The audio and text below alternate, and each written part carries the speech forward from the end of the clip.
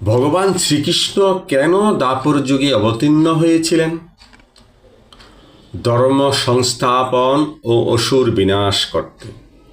শ্রীমদ্ ভাগবত গীতায় ভগবান নিজেই বলেছেন, পরিত্রাণায় সাধুনাং বিনাশায় চ দুষ্কৃতাম ধর্ম সংস্থাপনায় সম্ভবাগি ভাবি যুগে যুগে। অর্থাৎ সাধুদের রক্ষা করতে, পাপীদের বিনাশ করতে, পুনরায় ধর্ম স্থাপন করতে তিনি যুগে যুগে অবতীর্ণ হন। দ্বাপর যুগে কংস, জরাসন্ধ এবং শিশুপালের মতো অত্যাচারী রাজাদের হাত থেকে পৃথিবীকে মুক্ত করতে তার আবির্ভাব হয়েছিল। দ্বিতীয় কারণ হল ভক্তের মনোবাসনা পূরণ ও সম্পর্ক স্থাপন। ভগবান কেবল দুষ্টের দমন করেন না, তিনি ভক্তের প্রেমের ঋণ শোধ করতে আসেন। শ্রী রাধাকৃষ্ণ গণোদ্যোগ দীপিকা গ্রন্থে দেখা যায়, ভগবান তার ভক্তদের সাথে বিভিন্ন সম্পর্কে আবদ্ধ।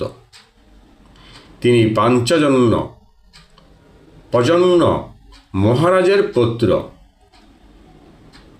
এবং নন্দ মহারাজের পুত্র হয়ে ব্রজবাসীর বাৎসল্য সুখ দিতে এসেছিলেন।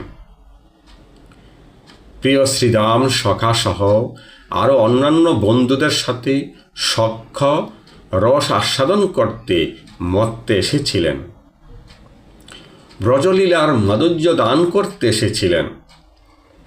ভগবান শ্রীকৃষ্ণের মথুরা বা দ্বারকার লীলার চেয়ে বৃন্দাবনের লীলা অর্থাৎ ব্রজভূমির লীলা বেশি মধুর।